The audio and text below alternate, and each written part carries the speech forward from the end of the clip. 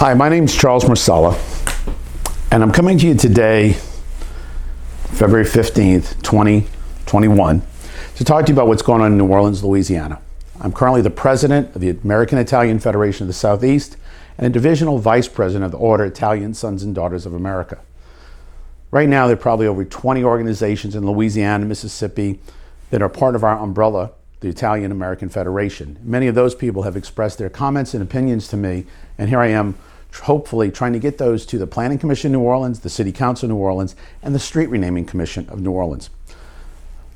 In June of 2020, the City Council passed a motion that they should look at renaming streets to remedy the mistreatment and sometimes violent mistreatment to immigrant groups. In 2019, Mayor Cantrell issued this certificate of recognition saying, "Be it further resolved that the City of New Orleans hereby recognizes the Italian community's numerous contributions to the cultural and economic landscape of the City of New Orleans and the entire country. And that be it resolved the City of New Orleans offers its deepest apologies to descendants of those victims to the city's Italian community," because it says here that at the beginning that historical accounts indicate that New Orleans political leadership was complicit in crimes against the Italian American community. That is violent mistreatment. So how do we remedy that? Well, one of the things is Tivoli Circle is in discussion right now. Tivoli Circle came around in 1807 when a gentleman named Bartholomew Lofton, the city planner, had a vision of creating a circle on a part of town that wasn't even developed.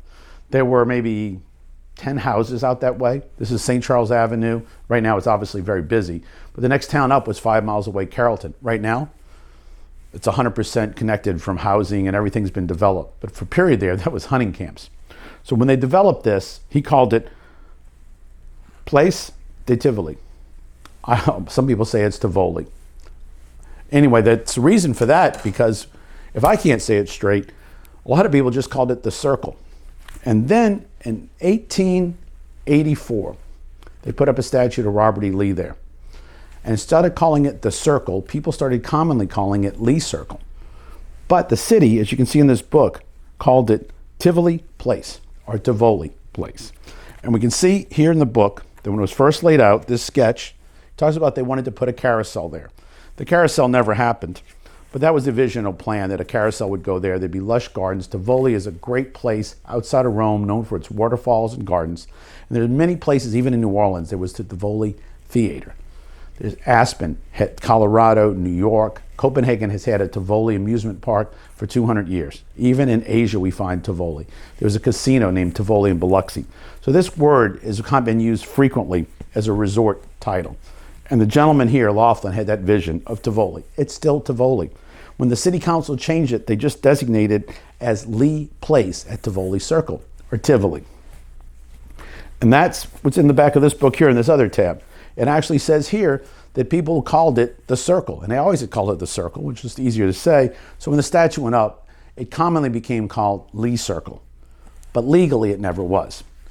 Point being, the Street Renaming Commission, the Planning Commission of New Orleans, and the City Council of New Orleans should not further mistreat Italians by taking away Tivoli Circle, or Tivoli Circle. They should leave it that name. And we've also proposed that we dedicate the land inside to honor our veterans, because we are only 400 feet away from the World War II Museum. There are 80 Blue Star memorials throughout Louisiana, and smaller towns have phenomenal Blue Star memorials in the gardens, like Tivoli Gardens. So why wouldn't we put a garden there, Blue Star Garden, next to the World War II Museum? And there are places, if we want to honor civil rights leaders, which I think we should, I've been proposing that for 3 years, Duncan Plaza by City Hall would be the place to really honor all the civil rights leaders of New Orleans history. Musicians, maybe on Rampart Street next to where there used to be J&M Studios, or the walk along the river. That was proposed in the 1990s. So we could take our musicians, we have places in the French Quarter where they should go, we have our civil rights leaders, and we should honor our military. We have a military base, we have a VA hospital, and we have the National World War II Museum. Yet 80 other cities have Blue Star memorials in Louisiana, and New Orleans does not. It is time to fix that. So that's our proposal, and we hope the Planning Commission, the City Council, and the Street Renaming Commission take this to heart and hear it.